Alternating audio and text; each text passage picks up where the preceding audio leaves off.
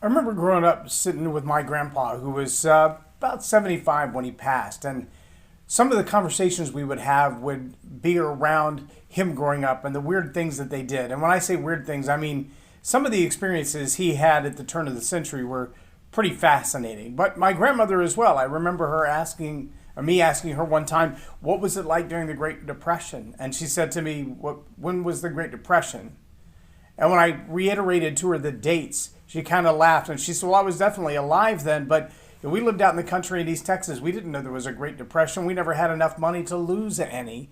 And everything that we lived on, we raised ourselves. All the goats, all the grains, all the vegetables, it all came from our own garden. So we never knew that there was a Great Depression that was attacking the whole world. We lived right through it, and we never knew it.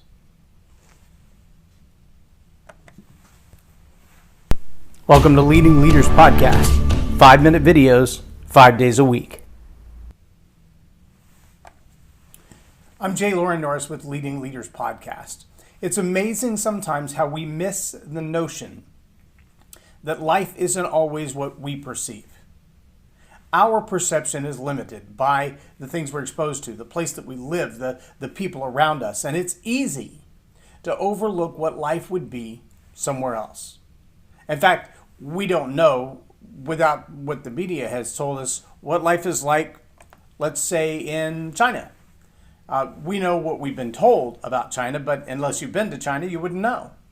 Many people don't know what it's like to be in the Congo. I've been there a couple of times. Or Brazil, I've been there. Or Cuba, I've been there. Or Honduras, I've been there. And even having been there, having walked among the locals and had conversations with them and spent days with them, it's still easy to overlook the true nuances of their lives. Now let me ask you this question.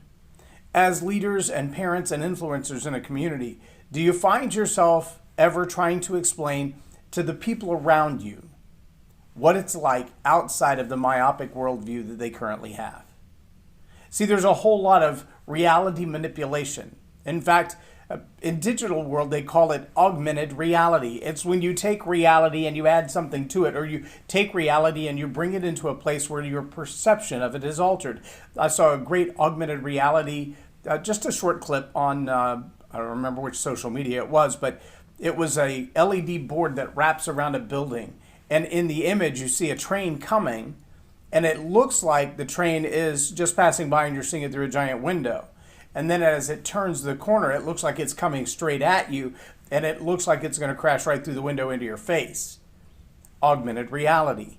Now, if you were wearing VR glasses and your ability to perceive the things around you was minimized, you would only know exactly what's in front of you. And if you've ever watched anyone with virtual reality glasses and headphones on, where they're in kind of an isolation chamber, and the only thing that they can perceive is what's fed to them within those glasses. They will lose their balance. They will run into things. They will walk off of cliffs that are not there because what they're seeing in the glasses is so real to the mind, it's the only truth they know.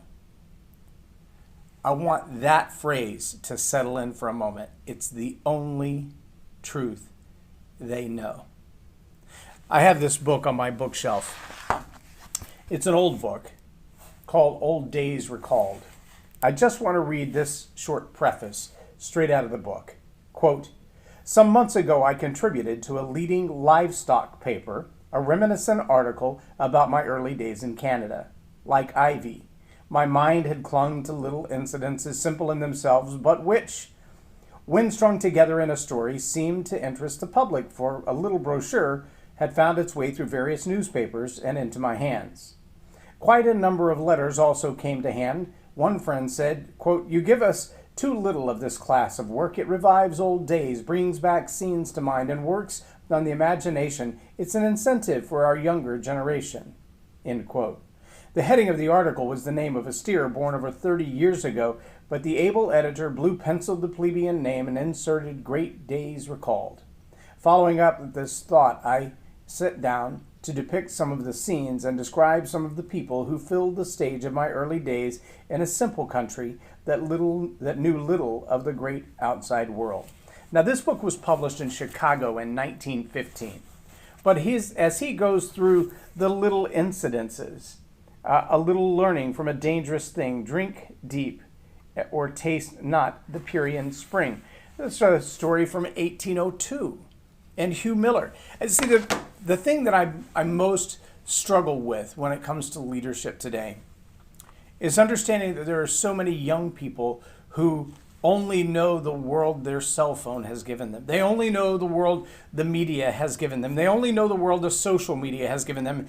And day by day, we see that the knowledge base is being eroded. It's being manipulated. Now, I don't mean they're not learning anything. What I do mean is that people today of all ages, of all walks of life, are learning exactly what those who control the information want them to learn.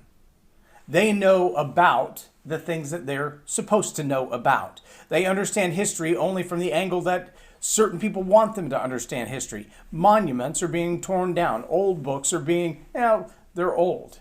We have all this virtual information. We have all this digital information, and surely it wouldn't be manipulated.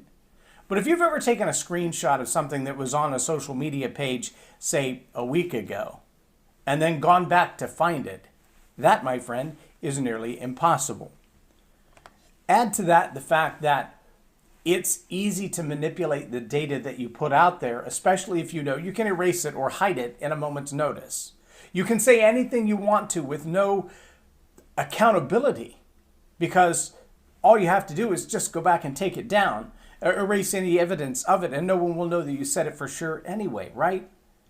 See, the thing that I love about these old books is they not only talk about a different day in the life of humans, they also bring to light ideologies, expressions, visual reminders of places that perhaps I've never been, of political classes, of elite conversations, and of daily life that I've never experienced.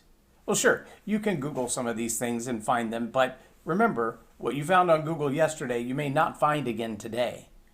And if you think I'm kidding, try taking 3 or 4 phones from people you know, Google exactly the same search, and see what kind of answers you get. Because the search algorithm will actually respond differently to each person whose phone you're using. It's not about the data you're searching. It's about the platform that they're expected to receive information from. Try it. I'm telling you. The more phones that you try that with, the more devices you try that with from different people. Now, if it's all yours, your iPad, your phone, your laptop, you're going to get pretty much the same answers because the background algorithms are geared to you. But try it with somebody you don't know. Sit down at a coffee shop if you dare go in public and just ask the question, can I Google something with your device? And I bet you'll find a different answer on their device than you will on your own device. And that itself is fascinating. So you don't get that with old books. When you pick up this old book and you read about the life and times of this gentleman in the 1900s and the 1800s, and he tells you what it was like to walk through the woods of Chicago, you get a different view of the world, but you're going to get the same view of it that I'm going to get. You're going to get the same thing from that book that I'm going to get from that book as far as the information is concerned. Now, how you perceive it and what you do with it, that may be different. See, our challenge as leaders today is to understand that we are investing in the lives of young people and some not so young people who are currently living in a virtual reality world. They're living in a world where the information they're given is exactly what they're supposed to get. Tailored right down to their age, their gender identity, their sexual identity, their political class, their level of education, even the zip code they live in. All of that data is filtering the information that people receive. Again, if you think I'm kidding, just do some research and find it out. So I challenge you, if you're in a half-price books or a Goodwill store and you see old books, classics or otherwise, grab an old book, read an old book, share an old book with a friend. Take a look at some of the things that were going on in this world 50, 60, 100 years ago and learn to better understand how we disseminate and dissect information as leaders. It will change your own worldview, and that will make you a much more valuable leader to the people around you when you can give more than what your age, your sexual identity, your gender identity, your political affiliation, and your current zip code and education, all of those things that are determining the information you learn. When you can share more than what you've learned in that way, you'll be a much more valuable member of society as well. I'm J Loren Norris with Leading Leaders Podcast for Tell It Like It Is TV. Have a blessed day.